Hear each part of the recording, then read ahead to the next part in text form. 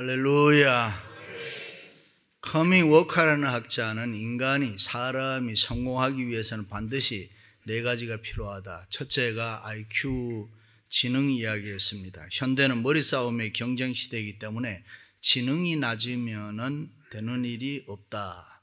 두 번째는 나레지 이야기했습니다. 지식을 얘기했습니다. 아무리 머리가 좋아도 공부하지 않으면 소용이 없습니다. 성공하려면 많은 지식을 우리 두뇌에 입력해서 축적해야 한다. 세 번째는 테크놀로지 이야기했습니다. 기술 이야기했습니다. 누구보다도 지식이 많다고 해도 그 지식에 따라 행할 수 있는 실천 능력이 없으면 소용이 없다. 넷째는 애티튜드 이야기했습니다. 태도, 자세히 얘기했습니다. 어떻게 사느냐. 워커는 이 네 가지 중에서 가장 중요한 것이 95%가 이 네 번째 태도, 자세, 우리가 세상을 어떻게 사느냐에 따라서 일이 되어진다. 사람이 성공할 수도 있고 실패할 수도 있다 했습니다. 지금 미국을 비롯해서 선진국에서는 과학의 발달로 지노움 프로젝트라는 것이 빠르게 진행되고 있습니다. 지노움 프로젝트라는 것은 우리 인체 내에 있는 유전자 DNA의 모든 정보를 분석해서 CD롬에 수록하는 것입니다. 이미 하등 동물의 유전 정보 분석은 CD롬 한 장에 다 수록됐습니다. 그러나 이 사람은 좀 다르더라는 것입니다. 인간은 유전자 정보를 DNA를 완전히 분석한다고 하더라도 몽땅 다 파악한다고 하더라도 사람이라는 걸 전체를 이해할 수가 없더라는 것입니다. 왜냐하면 인간은 선천적 DNA도 있지만 후천적 DNA, 인자들의 영향을 많이 받아서 사람이 자꾸 변해 가더라는 것입니다. 자기 자신의 의지에 따라서 삶의 방법과 태도가 엄청나게 달라지더라는 것입니다. 따라서 우리가 삶을 어떤 태도로 내가 어떻게 이 세상을 어떤 자세로 살아가느냐에 따라서 그 사람의 모습이 달라지더라는 것입니다. 그렇습니다. 사람이 성공하려면 이 마음의 자세가 우리의 삶의 태도가 중요합니다. 성공적인 삶을 위해서 행복한 삶을 위해서 참으로 우리에게 필요한 것이 무엇이냐? 내가 어떻게 살 것인가? 그 자세가 그 태도가 필요하다 했습니다. 거기에 따라서 사람이 달라지는데 우리의 자세와 태도가 바로 되어 있지 않으면 우리는 아무것도 할 수 없다. 어떤 사람이 그럽니다. 나는 하는 일마다 될 듯 하면서도 안 되더라. 뭐가 잘 안 돼. 그런 분이 있으면 누구 탓하지 마시고 세상 원망하지 마시고 내 삶의 기본 자세를 다시 한번 점검해보고 새로 시작하시기를 바랍니다. 결혼할 때도 그 자세가 중요합니다. 다른 사람이 다 결혼하니 나도 한번 해보자. 혼자 사는 것보다는 낫지 않겠나. 그런 생각으로 결혼하면 되겠습니까? 사업도 그렇습니다. 사장이나 종업원이나 그건 그렇게 중요한 게 아닙니다. 사장이든지 종업원이든지 어느 위치에 있든지 자기 일에 요 기본적인 자세가 중요합니다. 학교에 공부하는 학생도 학교가 좋으냐 안 좋으냐 그게 중요한 것이 아니라 또 아니면 전공 메이저가 뭐냐 그것도 그렇게 중요하지 않습니다. 어느 학교에 다니든지 내가 무엇을 전공하든지 간에 내가 왜 공부를 해야 되느냐 하는 그 자세가 중요한 것입니다. 그렇습니다. 예수 믿는 우리들에게도 신앙인의 자세가 있습니다. 잘 믿기 위해서는 좀 더 좋은 크리스찬이 되기 위해서는 이 신앙인의 기본 자세가 중요합니다. 교회 오를 때에도 시편 기자처럼 내가 주의 집에 오르자 할 때 기뻐하였도다. 믿음의 자세가 있습니다.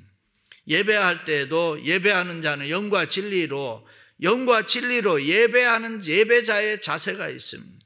찬양할 때도 그렇고 기도할 때도 그렇고 그 자세가 있습니다. 교사로 성가대로 여러 가지 봉사할 때도 이 봉사하는 자의 자세가 있습니다.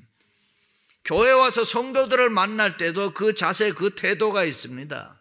여러분은 어떤 자세로 교인들을 만납니까? 빅터 프랭클린이 수용소에서 하루하루 살면서 하나님이 나에게 원하는 게 뭘까? 내가 언제 죽을지도 모르는데 그리고 발견한 것이 상대를 위해서 웃는 것, 미소인 것입니다. 그것을 깨닫고 함께 있던 사람이 끌려나가 죽어갈 때에 미소를 지어주면서 그 사람을 위로합니다. 우리가 교회에 와서 사람을 보고 웃는다는 거, 미소 지어준다는 거 귀한 일입니다. 설교를 들을 때도 설교를 경청해야 됩니다. 저희 교우들은 모두가 다 설교를 참 잘 듣습니다만은 집회를 가보면 가끔은 옆에 앉은 남편을 쿡쿡 찌르면서 잘 들어두라고 하는 말 잘 들으라고 그런 표정 짓는 분들이 있습니다. 좌우를 또 자꾸 살펴요. 왜? 저 설교는 아무개가 반드시 들어야 되는데 오늘 살펴보니까 안 왔어. 너무 속이 상해하는 사람. 그렇습니다. 설교는 내가 듣고 내가 은혜를 받는 자세가 중요합니다. 언제나 내게 하시는 하나님의 말씀으로 내가 아멘으로 하고 은혜를 받아야 된다 그 말입니다. 그 말씀 안에서 주님 만나야 됩니다. 설교 듣는 자세가 흐트러지면은 절대로 좋은 그리스도인이 될 수가 없습니다. 우리가 은혜와 축복을 경험할 수가 없습니다. 그렇습니다. 지금 우리가 사는 이 세상은 너무 타락하고 살기가 어려운데 우리는 한눈 팔지 말고 이 세상을 본받지 말아야 됩니다. 세상과 타협해서도 안 되는 것입니다. 그리고 이 부패하고 타락한 세상에서 성도는 반드시 승리해야 될 줄로 믿습니다. 우리는 부조리한 세상에서 밀려오는 탕류들을 단호히 거절하고 하나님의 자녀로 내가 경건하게 살아야지, 하나님의 자녀로 거룩하게 살아야지, 바르게 살 수 있어야 합니다. 우리가 보통 죄를 이야기할 때에 하지 말아야 할 것으로 정의를 하는 경우가 있습니다. 그러나 적극적인 의미에서 보면 당연히 내가 해야 될 일을 하지 않는 것, 그것도 죄라고 성경은 말합니다. 그러므로 우리는 예수 그리스도의 피로 죄씻음 받고 구원받은 하나님의 자녀로 이 세상을, 영생을 누리면서 살아가는데 우리가 반드시 해야 될 일이 있습니다. 그것이 뭡니까? 복음의 사명입니다. 복음 전해야 됩니다. 예수 그리스도 증거해야 됩니다. 우리 인생의 가장 본질적인 문제잖아요. 누구든지 예수를 만나야 된단 말이죠. 그리고 또 하나는 사회적 책임입니다. 미션, 소셜 미션인 거죠. 사회적인 책임을 감당해야 합니다. 우리 모두에게는 객가 고아와 과부들, 다시 말해서 가난하고 어렵고 힘든 사람들을 이 기쁨으로 도와주어야 하는데 이 사회적 책임이 예수 믿는 우리들에게는 있습니다. 그러므로 복음 전도와 사회적 책임은 예수 믿는 사람들이라면 너나 할 거 없이 누구든지 반드시 해야 될 줄로 믿습니다. 할렐루야.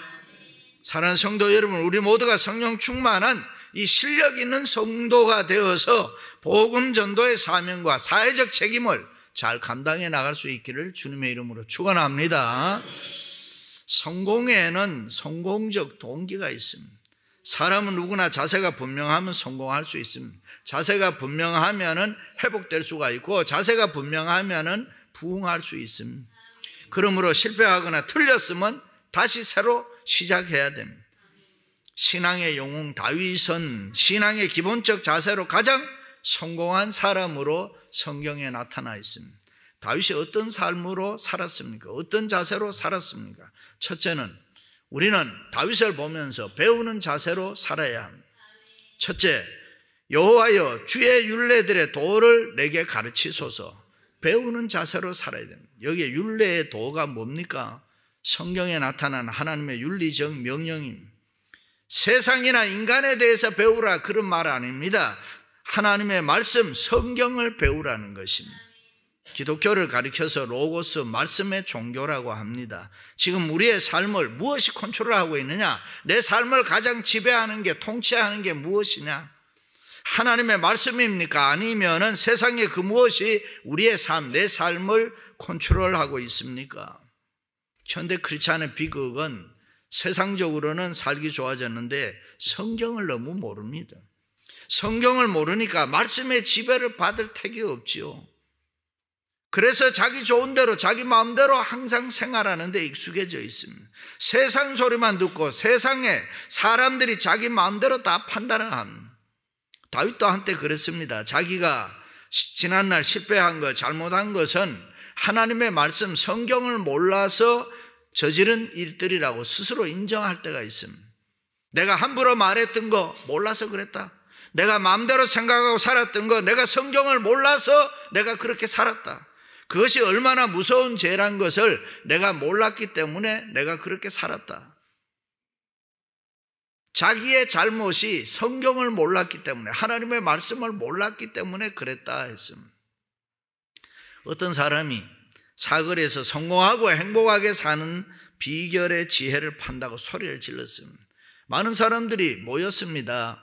선불 돈을 받았습니다. 과연 성공하는 비결이 뭔가, 그 지혜가 뭔가. 다 돈을 받고 난 뒤에 이 사람이 딱 한마디 하고 떠났습니다. 말 조심해 하고 떠나버린 거예요. 그렇습니다. 사람은 이 말하는 걸 잘해야 돼요.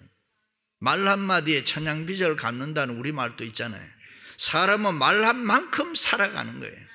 우리가 한 말은 우리 곁을 떠나지 않고 누에 고치처럼 우리를 감싸고 있다 그랬죠.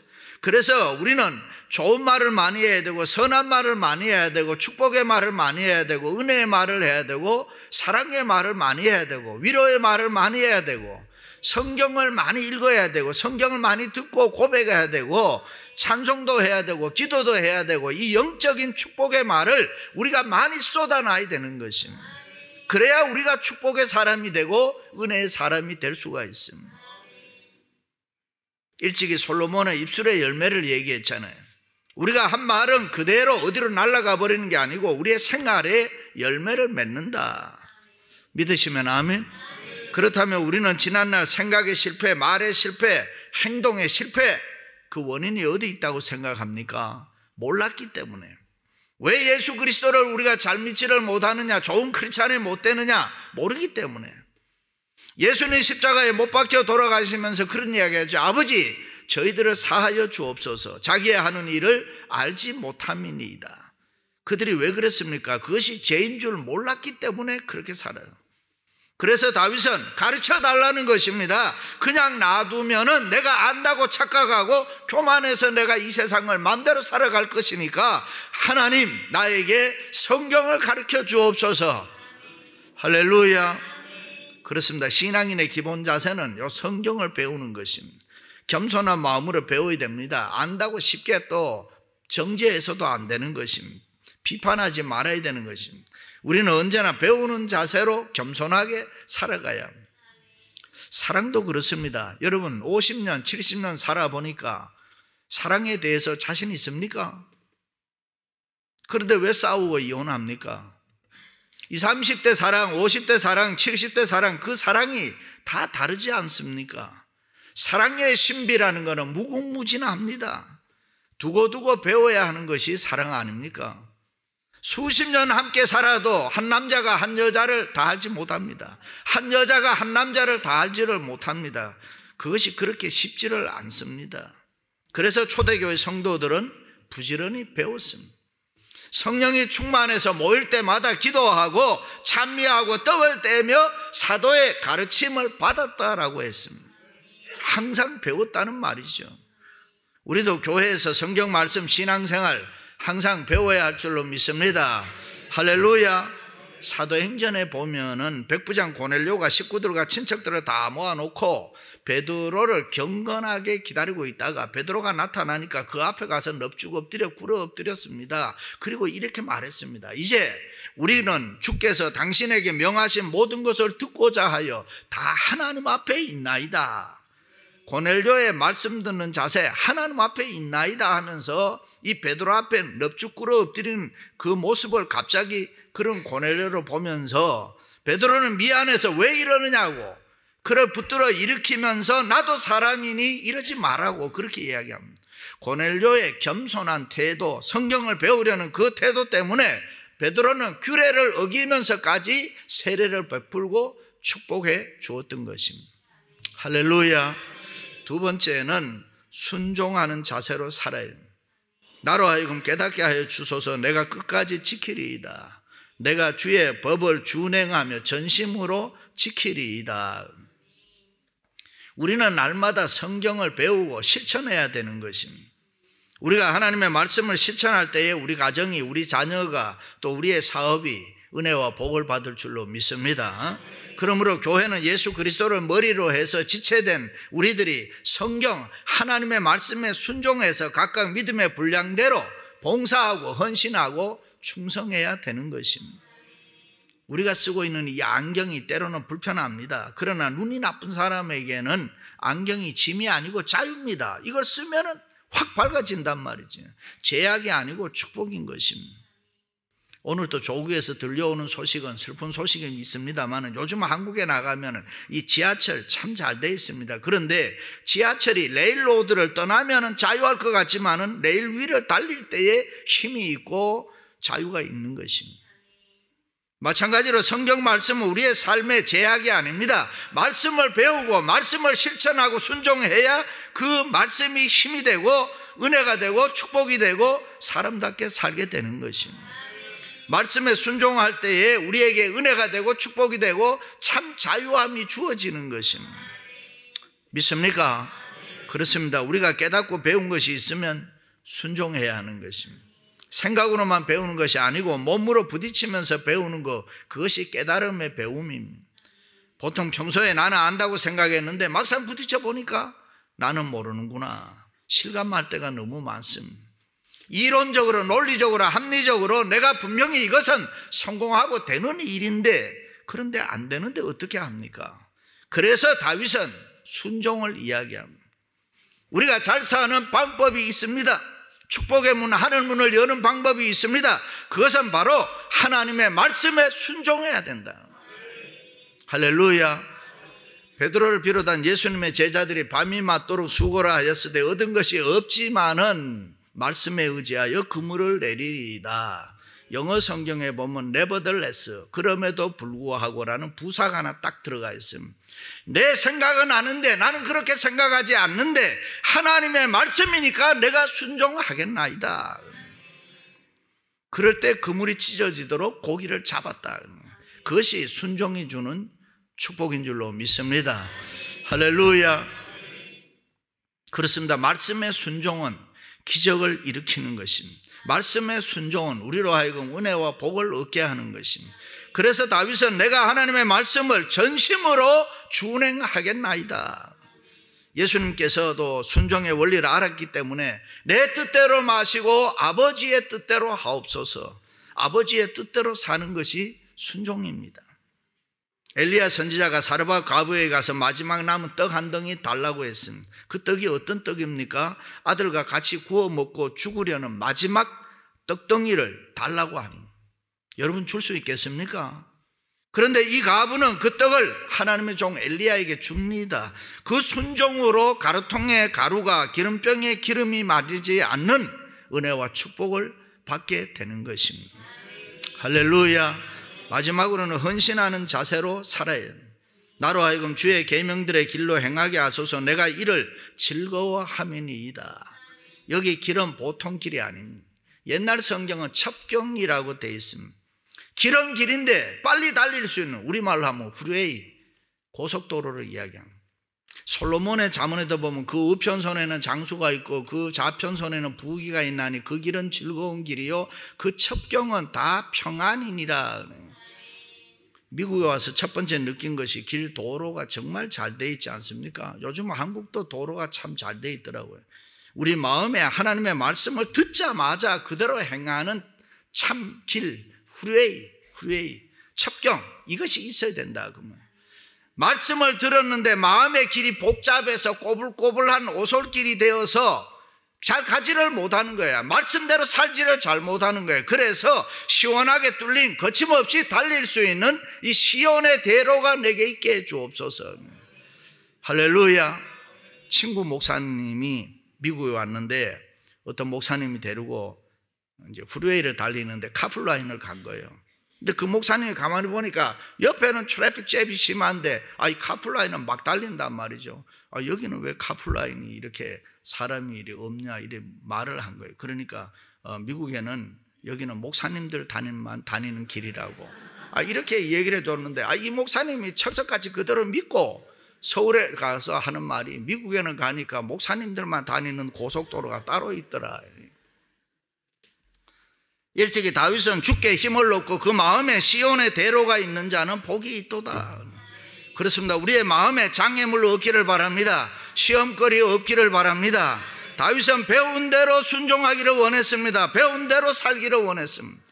그동안도 수없이 배우고 순종하며 살아보려고 했지만은 그것이 잘 안 됐습니다. 그러니 하나님, 이제는 내가 배운 대로 헌신하며 살기를 원하오니 나를 붙드사 강건하게 하시고 프리웨이를 달리는 것처럼 하게 해 주옵소서. 그렇습니다. 로컬 달리는 자동차처럼 자꾸 서는 것이 아니고 프리웨이 달리는 것처럼 하나님이 도우사 순종으로 헌신하며 시원하게 달리는 인생 되게 해 주옵소서. 할렐루야. 내가 여러 번 결심해 봤습니다. 내가 여러 번 노력해 봤습니다. 내가 여러 번 애를 써 보았지만 다 소용없는 일이었습니다. 그러니 하나님이여, 이제부터는 주님께서 나를 강건적으로 역사하셔서 나로 헌신하는 삶을 살게 해 주옵소서. 내 생각 믿을 거 못 됩니다. 내 마음 믿을 거 못 됩니다. 그러니 하나님께서 나를 책망하시고 교훈하시고 때려서라도 주의 길을 바로 가게 해 주옵소서. 할렐루야. 다윗은 자기 자신을 포기했습니다. 그리고 나 자신을 하나님 앞에 몽땅 드린다는 기도인 것입니다. 할렐루야. 옛날 우리나라 경상도에 있는 어느 시골 교회에 있었던 일인데, 목사님 안 계시고 옛날에 목사님들이 모자라니까 전도사님들이 시골 교회를 맡아서 수고하고 계셨습니다. 어느 주일 저녁이었습니다. 호랑불을 켜들고 전기가 없을 때니까 예배를 드리는데 시편 23편 1절 말씀을 읽는데 호랑불이라서 글씨가 잘 보이질 않아요. 거기다가 불빛이 바람에 흔들릴 때마다 글씨가 가물가물했단 말이죠. 그래서 그 전도사님이 이렇게 읽었습니다. 여호와는 내 목을 자르셔도 내가 부족함이 없으리로다. 잘못 읽은 거죠. 그런데 그 말씀을 그렇게 읽고 나니까 너무너무 은혜가 되는 거예요. 그래서 전도사님이 그 말씀을 다시 한번 인용하면서, 여러분, 여호와께서 내 목을 자르신다고 할지라도 나는 부족함이 없습니다. 나는 죽어도 좋습니다. 그러자 그날 예배 참석한 성도들이 아멘 아멘 하면서 나도요. 여호와께서 내 목을 자르신다고 할지라도 나는 주님만 따르겠습니다. 할렐루야. 그렇습니다. 하나님, 나를 도와주옵소서. 나를 붙들어 주님 가신 길 나도 달리게 해 주옵소서. 그것이 헌신인 것입니다. 하나님께서는 나의 연약을 아십니다. 나의 부족을 아십니다. 나의 필요를 아십니다. 하나님께서 나의 미래도 아십니다. 그러니 하나님, 이제는 내가 내 삶을 살아가는 것이 아니라 하나님이 나를 대신해서 살아 주옵소서. 하나님 앞에 주권을 몽땅 드린다는 것, 그것이 헌신인 것입니다. 그런 자세로 살아갈 수 있기를 주님의 이름으로 축원합니다. 할렐루야. 존 터너가 쓴 치유하는 교회라는 책에 보면 응답받지 못한 기도가 있는데, 그것은 영적 조건들이 채워지지 않았을 때다. 하나님께서는 그 조건이 채워질 때까지 기다리신다. 그러므로 우리에게 영적인 조건, 우리의 헌신이 하나님 앞에 채워져야 돼요. 우리의 헌신이 하나님 앞에 채워지면은 은혜와 복을 받을 줄로 믿습니다. 우리의 헌신이 채워지면은 병고침도 받을 수가 있는 것입니다. 할렐루야. 그렇습니다. 우리가 믿는 하나님은 전지전능하신 하나님, 오늘 또 우리가 믿는 하나님은 우리 전생애를 책임지고 계십니다. 그리고 필요한 은혜와 복을 주시는 하나님이십니다. 사랑하는 성도 여러분, 우리는 지금까지 얼마나 내 힘으로 살려고 애썼는지 모릅니다. 얼마나 많이 실패하고 힘들게 살아왔는지도 모릅니다. 이제는 중단하고 새로 시작하십시다. 배우는 자세로, 순종하는 자세로, 헌신하는 자세로 다시 한번 새롭게 출발할 수 있기를 주님의 이름으로 축원합니다.